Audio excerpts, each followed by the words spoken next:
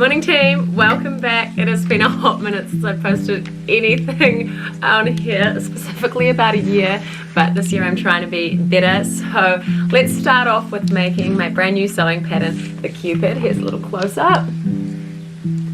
She's an absolute beauty and she goes from size 6 to size 22. Today I'm going to be making mine in this gorgeous print. Let me see if I can expand it a little bit for you. This gorgeous bow print is from an artist on Spoonflower, and oh my gosh, I think it's going to be perfect for it. So let's get started. I've already got all of my pieces cut out, so go ahead and do that now. Pause the video and then we're going to sew along together. I have opted to go for the 2 skirt panels. That means that you add an extra centimetre. You cut the skirt in half, one of the skirt panels, and you just add an extra centimetre to it. I'm going to go for the longer zip this time, just so I can see what it's like to get it over my shoulders. But I'd highly recommend that if you've got a bigger bust or if you've got wide shoulders, go for the long zip option. Okay, step number 1 is we're going to get this middle panel here and our side panels, and we're going to place them right sides together, matching there and down there.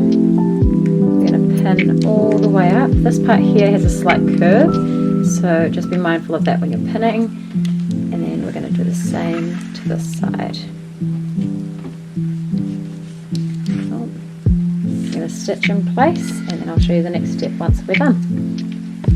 The next step is pressing these seams open. This step is super important to make sure that the bodice lies nice and flat. Next, what I have done is I have placed with right sides together my bodice back and my bodice front, and I have pinned along the shoulder seams, and I'm going to stitch those in place. Okay? Which is going to be so beautiful. What I've done now is I've placed the bodice main and the bodice lining right sides together, and I have pinned all the way around the neckline just on the inside there. I'm going to stitch that in place. Okay, this next part of the process is the burrito roll, and I think this is probably one of the parts that will get people most stuck, so I'm going to try and go through it nice and slow for you so that you can understand. So let's go.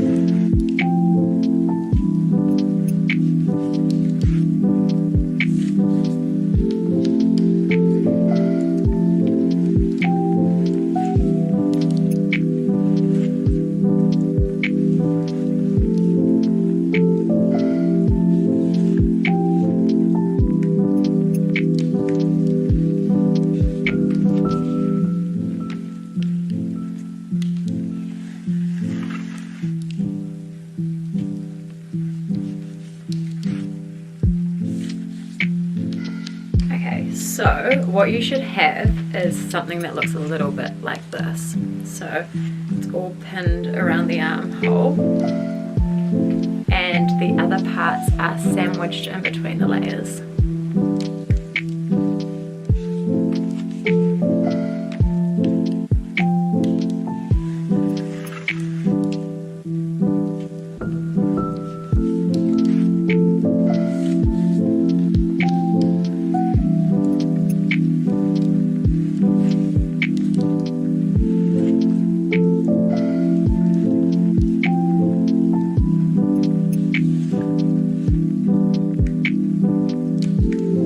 Once you've stitched that in place, you can start pulling it right sides out through the shoulder.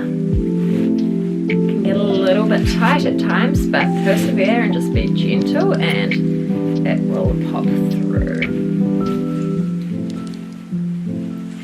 Now what you want to do is you want to go give that a hearty press so that we've got nice flat edges, but there we go. No raw edges in sight. Beautiful. You also need to do this to the other armhole, so yeah, do that. Quick fit check, looking good. I actually cut this down ever so slightly because I'm making the size 8 and I find that it fits me everywhere, except it sits just a little too high for my liking on me in this part here, so I trimmed that down slightly. I find this part so funny because it always looks like a giant elephant trunk before the skirt's added on, but she's looking good. Let's keep going. Okay, our next step is our back ties. So what I have done is I've placed right sides together and I've folded it in half lengthways. I press that with the iron so that I don't have to pin it, and we're going to stitch across here, pivot, and then all the way down. So let's do that now.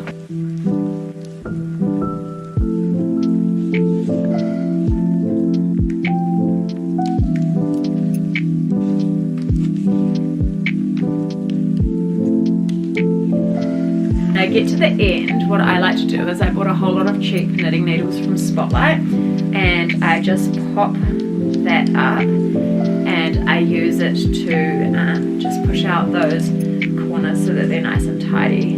So super gentle. You can use anything for this, like maybe a paintbrush end, or trying to think what else, maybe a ruler would work. But yeah, I find these super good, and I got a pack of like 10 for super cheap, and they're very, very durable. So that's what I do. Alright, now time to give that a real hearty press, and make sure you do this with your other tie as well so that you've got 2. What I'm going to do now is I'm going to top stitch the ties, and I've just got it positioned right on the edge there so that the edge of the fabric is kind of in line with the edge of that presser foot, and I'm just going to go all the way around so that they're super nice and flat.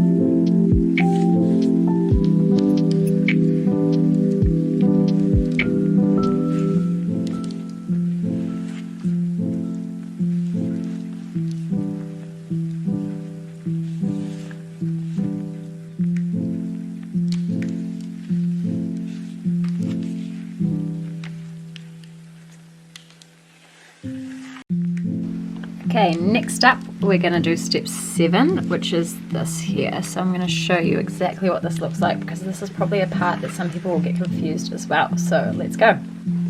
Okay, so here's our bodice. What we're going to do is we're going to open up these, okay, on both sides.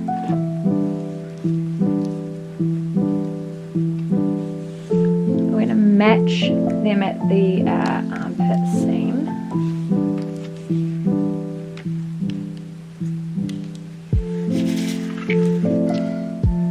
Make sure you press those seams nice and open so that they're sitting flat. And so that there's less tension on the machine when we're sewing over the top. And then we're going to pin all the way down the sides.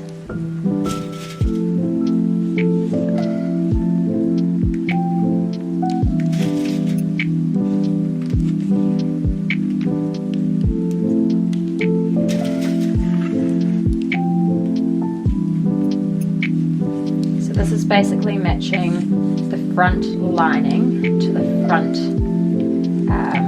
main and the back lining to the back main. That's what's happening right now.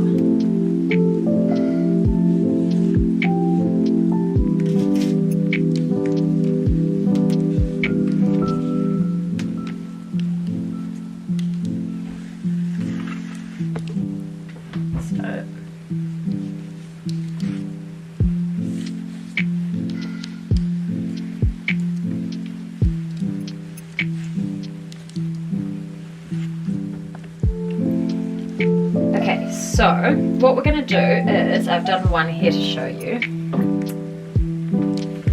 I got the front main panel, not including the lining, okay, so just the front main panel, and I have pinned my gathered skirt, matching at the notches, all the way around, okay, so not including the lining. So now we're going to do the same with the back. So I'm going to the back main panel, not the lining, and I'm going to match them up.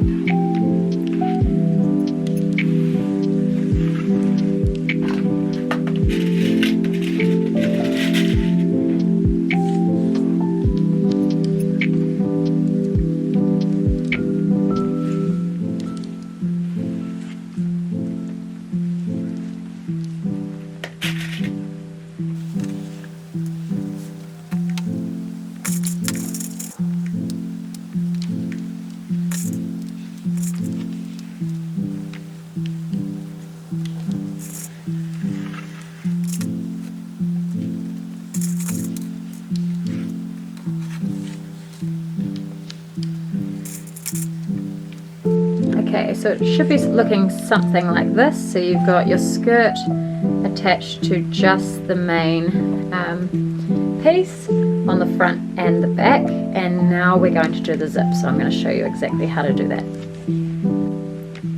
So I've overlocked down that entire edge all the way to the bottom of the skirt, including that lining piece as well.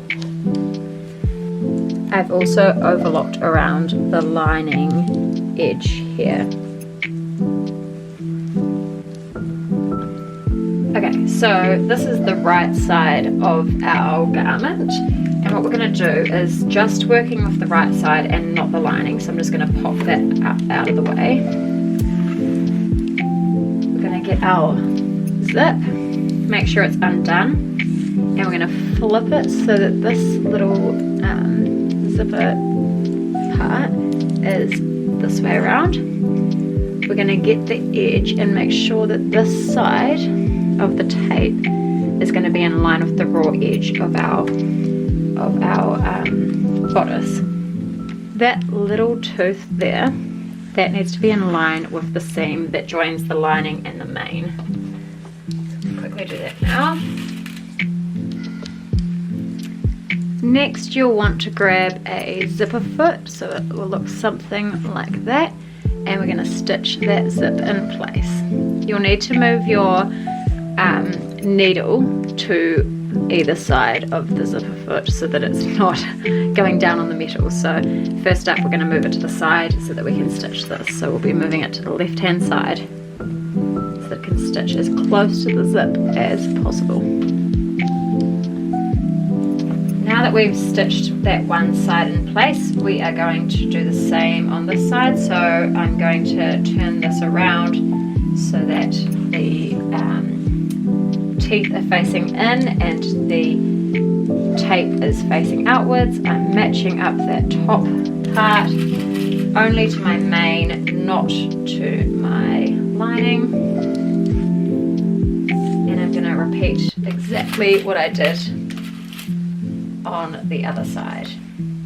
the lining pieces, and this is where our zip was. I've just folded this part over and tucked the edge of the zip under and pinned in place, and I'm going to go ahead and fold this edge under by seam allowance, which is 1 centimetre. Oopsies, that pin's got no head.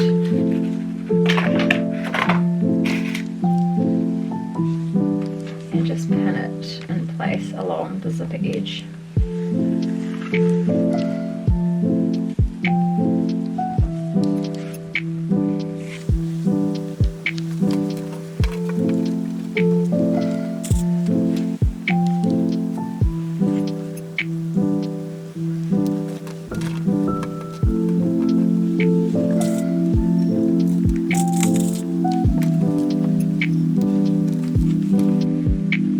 We're just going to use the zipper foot to stitch that in place. Next, what you're going to do is you are going to line this part up, this is the lining piece, up to this edge and pin it in place. I pressed mine with an iron nice and flat so that I ensured that they were all lined up and everything wasn't bunched. And I've pinned along there, so checking that where I'm pinning along here is lining up with this here on this edge. I've done that all the way down, so I'm going to do a little top stitch to secure that in place. You may prefer to stitch on this side here to ensure that you're catching this, but yeah, I was just cautious because I thought the other side could be seen whereas this side's hidden, but I just made sure that my pins were all actually on this part of the fabric, and then I know if I follow them that it'll be all good. So I'm just stitching in place with my presser foot in line with that part there, which is right. What I've just finished doing now is I attached the other side of the skirt, which was extremely simple compared to the zip side, and I also top stitched along, let me just hold that up properly, top stitched along the edges just like I did with the zip side. So now we've almost got a full dress. So the next step is you're going to get your ties, and this is the raw end, and you're going to fold them over by 1 centimetre, and then you're going to place that right sides against wrong sides, so right sides of your bodice with the wrong sides of your ties, and you're going to place them where they're marked on the notches and pin them in place, so just like that. My camera switched off for the last part, so I just finished that off by hemming the bottom of the skirt, but she is done and I am so excited to see what it looks like on. So here she is. Right, I'm going to try her on and hopefully she fits. It was looking a little short when I did the try on. I'm 172 centimeters, so I am slightly above average, but yeah, let's see. She is finished and looking beautiful. Fits like an absolute glove, I'm not gonna lie. The fit is just insanely nice, honestly.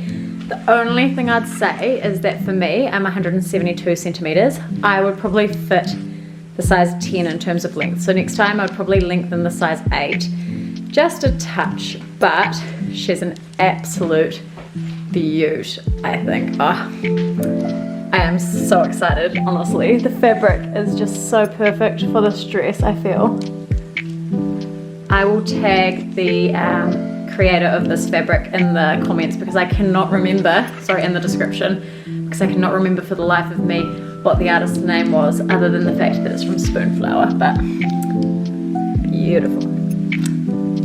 Well team, that's the end of the video. I really appreciate you watching along and hopefully you make your own Cupid. If you do, make sure you tag @MyKeeperNZ on Instagram in your makes. And if you enjoyed this video, please make sure you subscribe. It would help me out a lot, and there'll be more videos like this coming this year. Thanks for being here. See ya.